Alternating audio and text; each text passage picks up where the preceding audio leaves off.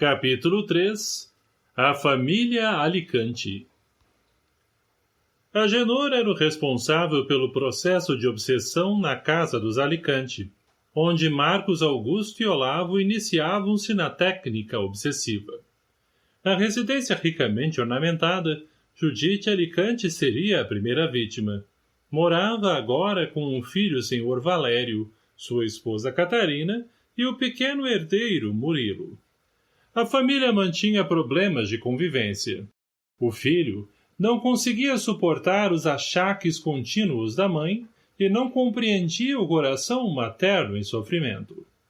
Dona Judite sentia-se cada vez menos querida, enquanto Catarina, a nora, não media esforços para deixar bem claro o quanto a senhora incomodava. Murilo, o menino, mantinha afinidades espirituais com a avó paterna. Preparavam-se todos para o jantar, quando o relógio soara 20 horas. Farta mesa fora colocada à disposição dos Alicante. Enquanto os empregados serviam os pratos, os conviventes desfrutavam de conversa não muito animada. Confesso estar sobejamente cansado, relatava Valério. Mas, felizmente, as atividades na indústria andam muito bem. Catarina, desenvolvendo as mais fúteis atividades, discorreu sobre o seu dia, aproveitando para espetar a sogra, que permanecia contristada, cansada de viver. A senhora precisa reagir. Não pode ficar presa ao passado. A vida deve continuar. Ah, minha nora, você fala isso porque não passou pela dor de perder 2 filhos. Minha vida não tem mais sentido. Tudo se foi com a morte dos meus adorados. Chega, mamãe. Agora a senhora foi longe demais. Então não representamos nada ao seu coração? Fala como se não existíssemos. E lançando firmemente o fino guardanapo sobre a mesa, o dono da casa levantou-se sem terminar a refeição, tumultuando o ambiente. Catarina, visivelmente satisfeita, da mesma forma retirou-se, lançando para a sogra um olhar desagradável, levando Murilo consigo, deixando Dona Judite solitária, derramando intermináveis lágrimas. Os adversários presentes a tudo acompanhavam e, desejando agravar o problema, aproximaram-se da anciã, tecendo este projeto. Marcos, meu caro, veja o que faremos. Temos 2 valorosos campos de ação, 2 excelentes representantes, Judite e Catarina. Aconchegando-se a senhorinha, falou-lhe estas palavras ao ouvido. Ela está rindo. Catarina deseja expulsá-la daqui. É preciso mostrar quem manda. Ela já roubou seu filho e agora deseja retirá-la desta casa, a qual você ajudou a construir. E você vai aceitar essa situação? Tola! É isso, está fazendo o papel de tola. Nem para governanta você serve mais. E, parando por alguns instantes, o obsessor ria, apontando de maneira jocosa para sua primeira vítima, continuando logo em seguida. O que é isso, mulher? Você não tem orgulho próprio? Onde a sua vaidade? Não vê que não respeitam os seus mais íntimos sofrimentos? É hora de dar um basta, de dizer boas verdades a esses que não são a sua família. Não podem ser, pois que lhe tratam com grande desrespeito. É preciso reconquistar seu espaço, esforçando-se para retomar sua autoridade. Dona Judite notava-se diferente. Que pensamentos eram aqueles? Que coisas estranhas, que sentimentos esquisitos brotavam-lhe na mente. Sentindo-se humilhada, passou a refletir. O que teria acontecido com a sua família? Que houve com Catarina que, de anjo de candura, transformou-se em semeadora da discórdia? De posse desses pensamentos, fez pequena e sincera prece, livrando-se momentaneamente da influenciação maléfica. Os obsessores sentiram o corte da corrente mental. — O que houve? — perguntou Marcos Augusto espantado. Agenor, num leve e desajeitado sorriso, explicou frustrado. Ah, meu amigo, isso é o poder da prece. Ela aborta nossos mais elaborados projetos no campo da emissão de pensamentos negativos. Acaba com nossas mais perversas ondas mentais, além de acender desagradável foco de luz em torno daquele que ora, impulsionando-o para ambientes espirituais fora de nosso campo de ação. E quando é feita com grande fervor e apoiada no merecimento ou na necessidade, cravada na vivência evangélica, atrai espíritos poderosos com os quais não podemos lutar. E aí, é necessário aguardar a próxima oportunidade. Nesta casa, a visita de espíritos superiores dificilmente ocorrerá, pois que Dona Judite não tem obras no campo da benemerência moral e material, e suas preces conseguem conduzi-la a sintonias não muito elevadas, o que ocasiona pequenos curtos-circuitos em nossa corrente mental negativa. Teremos apenas de aguardar que volte para a nossa faixa de vibração, que tenha outra recaída, e à medida que acolhe nossos pensamentos, mais nos fortalecemos, sendo necessário que a prece seja cada vez mais potente, firmada no mais puro sentimento e engastada numa vida essencialmente cristã. E, para nossa satisfação, isso é muito difícil de se encontrar. Adoramos aqueles casos em que as orações se transformam em rezas, meras repetições de palavras que nunca conseguem nos atingir pela ausência de real sentimento e espiritualidade. Estamos nos primeiros processos de envolvimento. Acreditamos poder agir também na subjugação, em que dominamos as vítimas moral e ou fisicamente. Nos apossamos delas, envolvendo-as tal como num manto de fluidos negativos, e quando alcançamos perfeita sintonia entre a nossa mente e a delas, assumimos, pela afinidade moral, o controle do mundo mental e emocional dos envolvidos. Se as nossas energias harmonizarem-se com as deles, numa espécie de combinação química, cuja origem desconhecemos, igualmente nos apossamos dos controles motores do cérebro, que respondem automaticamente ao nosso comando. Com isso, neutralizamos, por assim dizer, a vontade do subjugado, que permanece perturbado, confuso e, portanto, fraco, sobrepondo a força à nossa vontade, uma vez que o dominado não terá condições físicas e mentais para reverter o processo de envolvimento. Quando essa atuação chega ao ápice, tomamos posse dos controles mentais da vítima, atuando através dela tal como ventrílocos às sombras, como que nos sobrepomos, tal a perfeita sintonia, num saboroso processo maléfico e intermitente de possessão. Tudo isso, meu caro, que lhe falo na teoria, veremos na prática com esta família. E, verificando maiores condições de influenciação, acrescentou: Vejamos Catarina. Dirigindo-se para espaçoso quarto, encontraram bela mulher preparando-se para o repouso. Sentada diante de refinada penteadeira, envergando o gracioso traje de seda, alisava os longos cabelos dourados. Fixava a própria imagem refletida em clamoroso espelho, pensando nos acontecimentos do jantar. Agenor aproximou-se, envolvendo-a em pensamentos inferiores, que encontravam perfeita ressonância junto à infeliz, e registrava de maneira instantânea as ondas mentais do adversário. Catarina, minha filha, não é possível que você tenha aceitado esta situação. Seu marido manipulado pela própria mãe? Esse será o exemplo que legará ao seu filho? Que tipo de mulher você é? É preciso expulsar aquela velha louca daqui. A nora de Judite recebia as ondas de pensamentos inferiores, absorvendo-as de maneira automática. Imaginava que estivesse ela mesma pensando naquilo.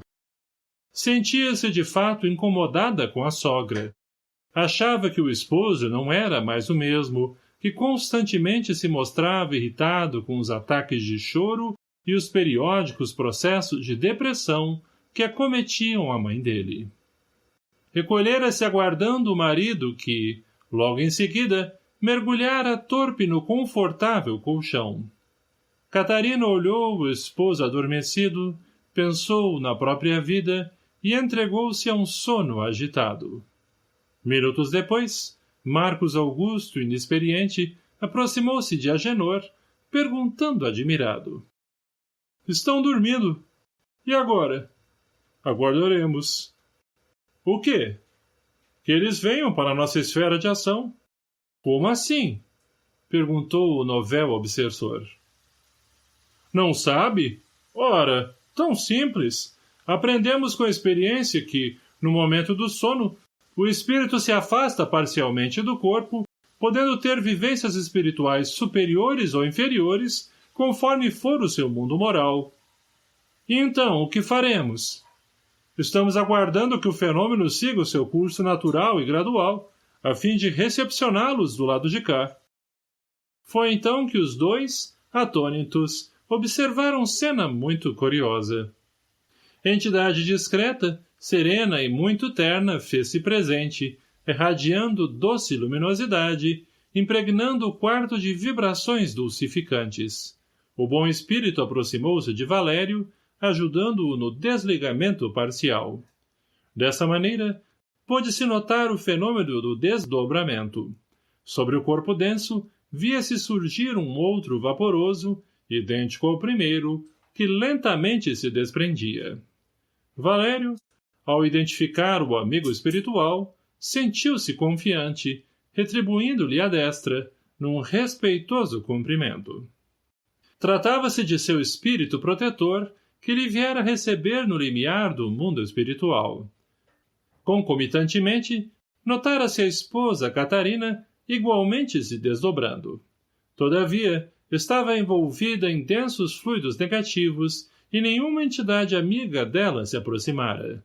Apresentara ainda graves dificuldades para afastar-se parcialmente do organismo físico. Permanecendo ao lado dele como caprichosa criança, ruminando os pensamentos confusos que o subconsciente liberava num processo autômato do cérebro, revelando seu mundo físico e emocional. Fora da percepção de Catarina, o benfeitor, acompanhando Valério, dirigiu-se para regiões mais tranquilas. Marcos Augusto, estupefato, inquiriu. — O que vem a ser isto? Que estranho fenômeno é este? Por que um recebe luzes que desconheço e outro fica envolto em intensas energias opacas? Catarina até parece um de nós. — Meu querido, ainda tem muito que aprender, respondeu o líder do empreendimento, num tom arrogante. E, aproximando-se do pupilo, envolveu-o levemente num semi-abraço e, parecendo perverso estrategista, fez estas explicações. Veja, Valério guarda certos méritos espirituais. É proprietário de grande indústria que emprega centenas de pessoas, além de ser honesto e dedicado. Embora não possua nenhuma religião propriamente dita, preocupa-se com questões sociais, edificando creches para os filhos dos operários, estendendo-lhes todo tipo de benefícios que a Constituição trabalhista vigente no país oferece.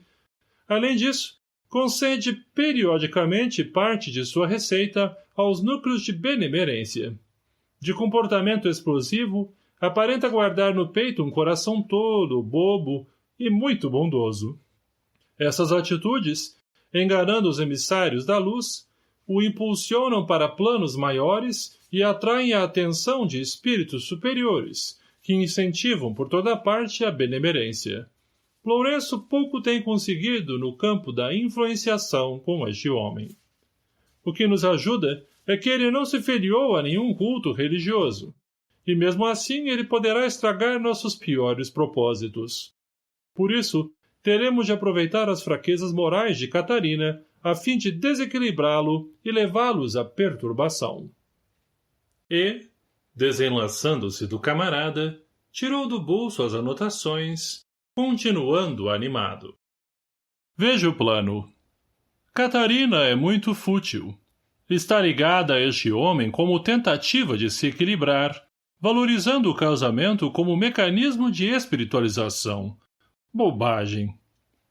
Como lhe falamos anteriormente, o mecanismo de assédio deverá ser em cadeia, sem tréguas. Deveremos apenas estimular os seus impulsos para que efetue aquilo que há anos deseja, mas falta-lhe coragem. Um dos sócios de Valério, Laércio Souza, acolhe desequilibrada paixão por Catarina, e não nos custará auxiliá-lo nessas inclinações até efetivarem a traição. Faremos com que sejam apanhados em flagrante por Valério, e aí seremos praticamente vitoriosos. Com a mãe louca, a mulher adúltera e o filho endemoniado, o pobrezinho do Valério certamente não aguentará.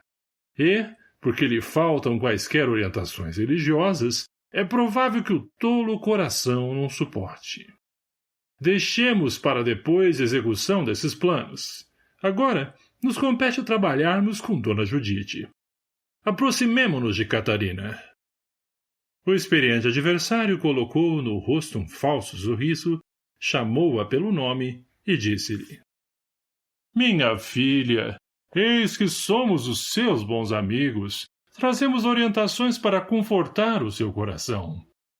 Temos acompanhado os seus sofrimentos e o quanto a senhora, que você tem como sogra, lhe atormenta a alma. Podemos ajudá-la? Podem? Perguntou a infeliz, sorrindo de maneira ansiosa. Claro que sim.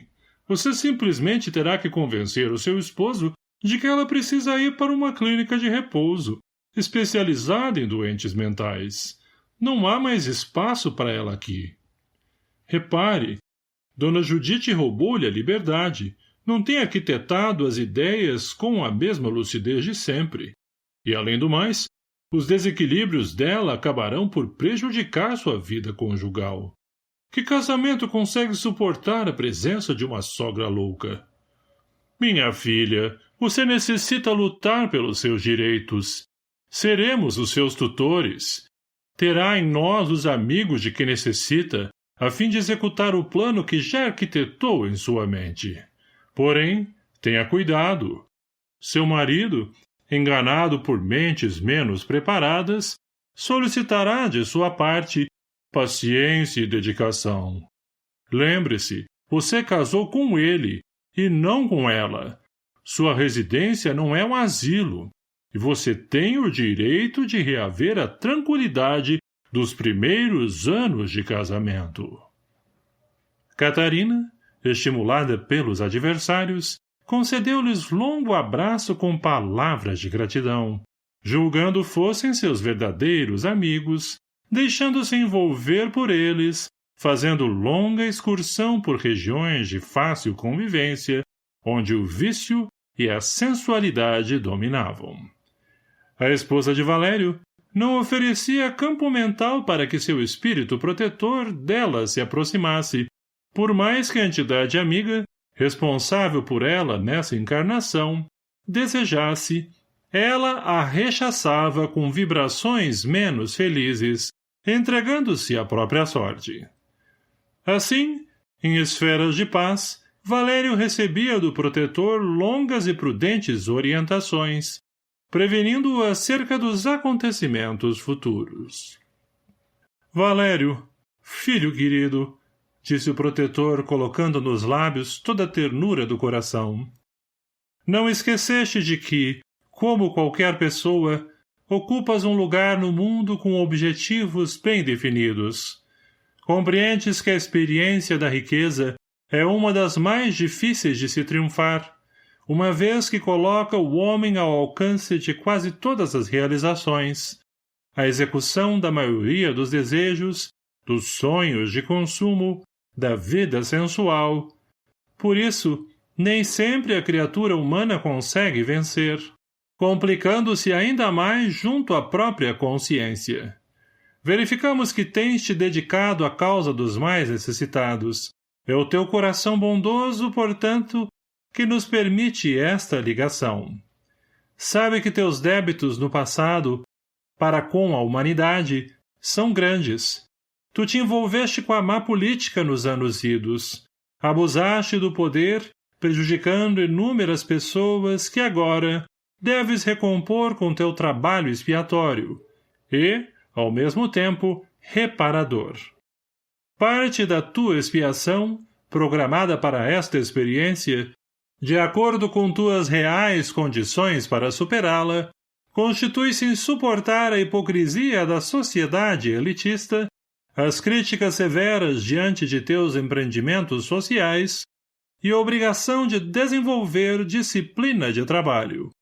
Para esta existência, tua maior catarse será no campo moral, ao mesmo tempo em que receberás o retorno dos desequilíbrios que provocaste a outras criaturas humanas.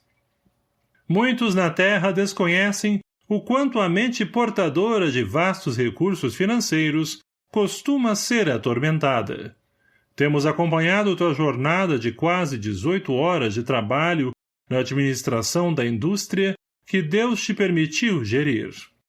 Poucos reconhecem os teus momentos de angústia e o esforço que fazes para remunerar, de maneira justa, teus funcionários.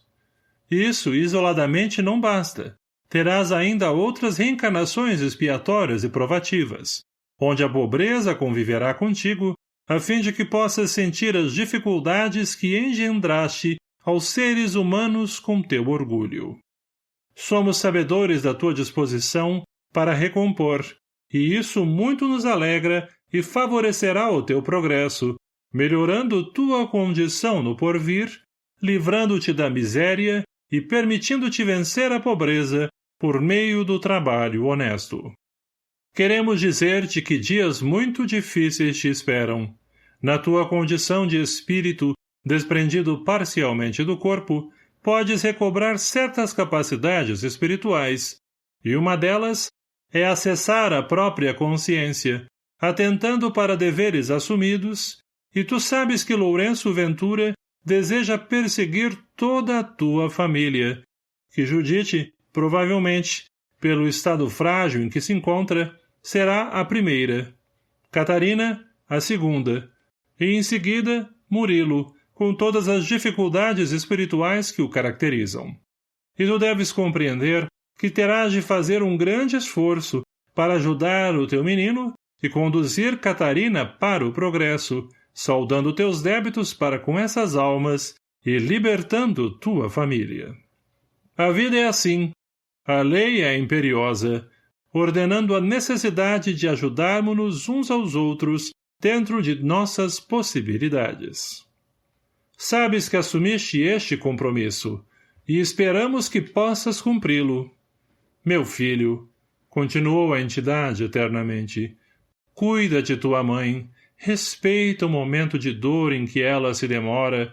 Tu não ignoras que teus irmãos, que se despediram da vida, sofrem escravizados, perambulando por esferas inferiores, utilizados pelos adversários do bem. Vai, filho meu. Brevemente a vida te ensejará a dádiva de conheceres o Espiritismo. Sorverás na taça da felicidade o vinho doce do Consolador prometido. Terás no mundo a lucidez necessária para entenderdes muitas das coisas que agora se te figuram no campo da obscuridade, acerca dos valores e porquês da vida. O Espiritismo para ti representará a misericórdia divina, ensejando-te um aliado para o progresso. Tua alma será mortalmente ferida, tua consciência ameaçada. Duvidarás da própria sanidade. Tudo isso será admirável oportunidade para exercitares as virtudes cristãs, com as quais te comprometeste junto aos amigos superiores, antes de renasceres para esta nova existência. Segue adiante, meu filho. Confiança em Deus. Devemos nos alegrar por todas as oportunidades que a providência divina nos concede para a autoiluminação. Quando retornares para o corpo físico, nossa conversa ficará apagada em tua consciência, mas registrada de maneira indelével em tua alma. Teu compromisso é com o próprio crescimento espiritual. Por isso, segue adiante, sem medo. O protetor aproximou-se com mais carinho do protegido, colocou suavemente os 2 braços sobre os ombros do assistido, aconchegou-o fraternalmente para um demorado enlace de despedida, ciciando em seu ouvido. Coragem! Coragem! O tutelado, envolto pelas luzes do momento, sinceramente emocionado, perguntou ao protetor. Meu bom amigo, sei das minhas dívidas, o quanto devo expiar e recompor sobre a terra, mas tenho de confessar as minhas naturais fragilidades. Claro que parti de nossas esferas, após longos anos de sofrimento nos planos infelizes, para crescer espiritualmente. Entretanto, diante do processo em andamento, temo não conseguir. Sinto-me naturalmente inclinado para o espiritualismo, no entanto, confesso, não encontrar tempo para me dedicar ao estudo das filosofias do espírito. Não te preocupes. A vida te impulsionará naturalmente. A própria conjuntura de perseguição, que ora encetada por teus inimigos, te colocará em contato com as religiões até que chegues, definitivamente, ao espiritismo. Portanto, guarda bom ânimo, pois a vitória é do porvir. Se você gostou desse vídeo, não esqueça de curtir, se inscrever no canal e compartilhar com seus amigos e conhecidos. Que Deus abençoe a todos. Obrigado.